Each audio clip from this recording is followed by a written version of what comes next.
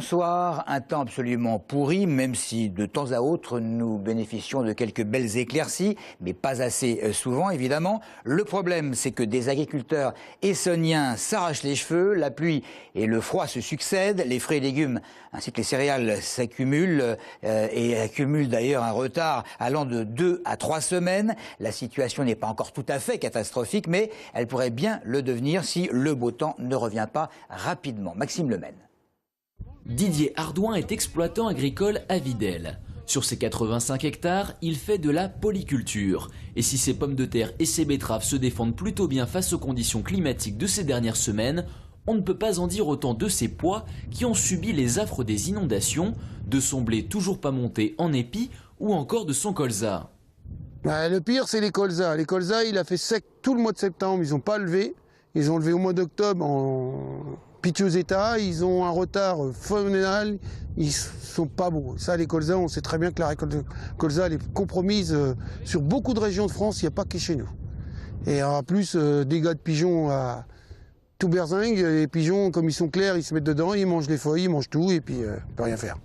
Didier Ardouin l'affirme, la moisson cette année sera tardive, avec le risque que tout grille au mois de juin, si grande chaleur il y a.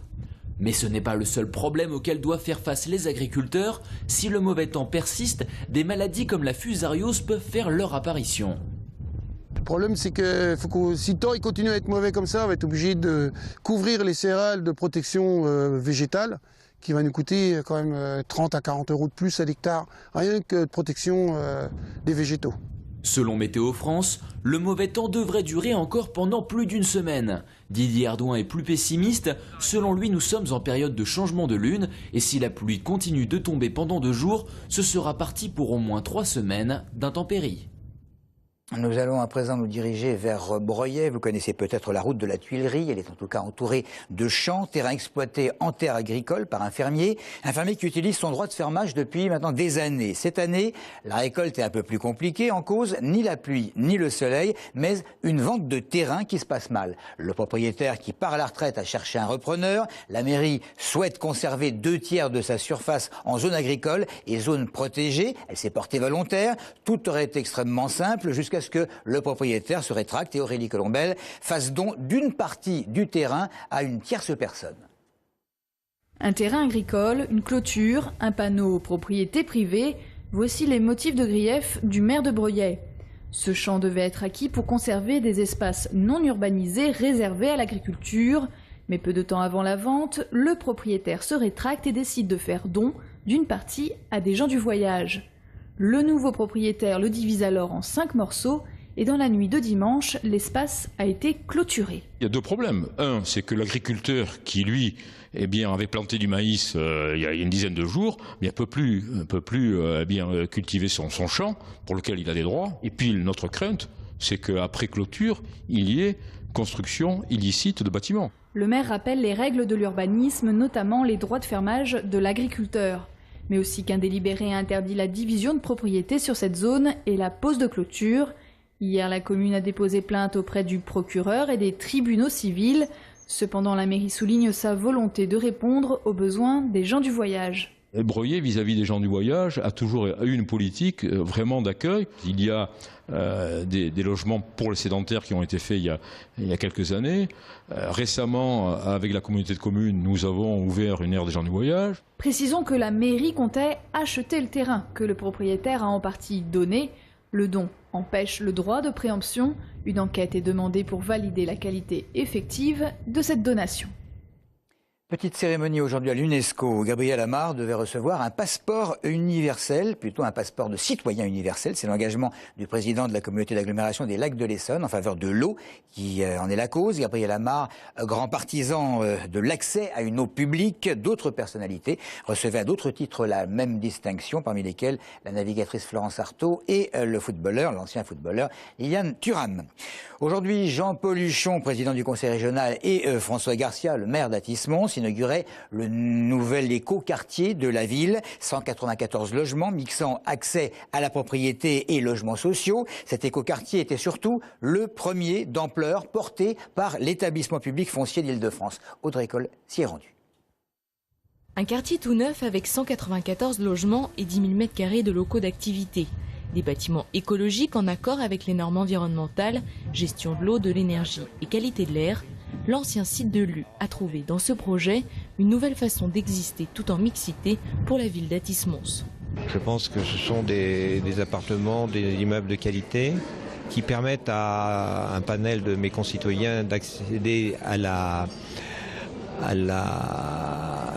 propriété individuelle et par ailleurs de loger, d'avoir une mixité sociale à travers du logement social. C'est un projet rendu possible par EPF Île-de-France, l'établissement public foncier de la région. Sa vocation est de livrer des terrains prêts à bâtir aux bailleurs. Le but, en partie, est de favoriser le logement social qui doit atteindre les 30% au minimum dans les projets. Il s'agit de l'utilisation au mieux d'un outil qui s'appelle l'établissement public foncier, qui achète des terrains, qui les aménage, qui les revend à un prix inférieur de manière à permettre aux promoteurs de logement ou aux promoteurs d'activité de le faire au meilleur coût. Le projet d'écoquartier d'Athis-Mons avec l'aide de l'EPF aura permis de livrer des logements à des prix plus bas que ceux du marché, avec des prix moyens de 3 000 € le mètre carré contre 4 000 en moyenne dans la ville. Pour manifester leur désapprobation contre des travaux demandés sans succès au Conseil régional d'Île-de-France, hier soir, et soutenu par le maire d'Évry, son homologue de Rissorangis, Stéphane Rafali, accompagné par des professeurs et des élèves, ont symboliquement posé devant le lycée professionnel Pierre Mendès France une première pierre. Il s'agissait de protester contre le fait que l'établissement doit être refait de fond en comble et qu'il s'agit de ne pas accepter de la part de la région une petite enveloppe destinée à faire ce qui est qualifié de rafistolage. On se souvient qu'enseignants et employés du lycée, dénonçant leurs conditions de travail, avaient fait grève lors du début de l'année. On va passer au sport avec le judo. Le judo, plus particulièrement les championnats de France par équipe que le Grand Dôme de Villebon s'apprête à accueillir. Ce sera le 9 juin prochain. Favori pour le titre, le club de Sainte-Geneviève Sport. Éric Coutard. Un judoka international par catégorie, c'est le vivier que propose le club de Sainte-Geneviève Sport. Avec Larose, Bonvoisin, Gobert et Urani, le nom de Quentin Joubert est venu allonger la liste des athlètes essonniens sélectionnés en équipe de France. Formé à la J91, Quentin Joubert est venu renforcer le club génovéfin il y a quelques saisons pour parfaire sa progression en parallèle de l'INSEP.